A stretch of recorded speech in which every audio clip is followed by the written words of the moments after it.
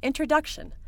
This course is designed to teach you about the InterNACHI's Home Inspection Standards of Practice, or SOP, which you can read by visiting www.nachi.org/SOP. The standards are the foundation upon which you build your own step-by-step process of performing a home inspection.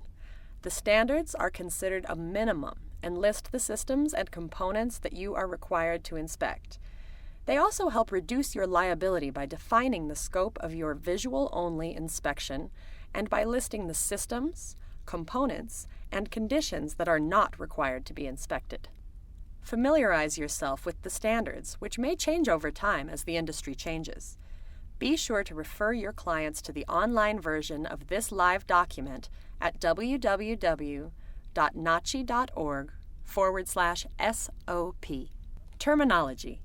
The terms used within the SOP are commonly used and easy to understand. Most of the terms contained in the standards can be found within the glossary at the end of this course. InterNACHI has its own online glossary at www.nachi.org/glossary. Check your local laws. The standards of practice are not exhaustive and cover the minimum requirements that an InterNACHI inspector must follow while performing a home inspection. Your state or province may have adopted rules, regulations, certification, or licensing. There may be a local standards of practice that you must follow by law. We recommend taking the time to read and understand InterNACHI's Home Inspection Standards of Practice before proceeding through this course.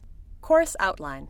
This course mirrors InterNACHI's Home Inspection Standards of Practice and covers the following: definitions and scope, limitations, exceptions, and exclusions, standards of practice, roof, exterior, basement, foundation, crawl space and structure, heating, cooling, plumbing, electrical, fireplace, attic, insulation and ventilation, doors, windows, and interior, glossary of terms.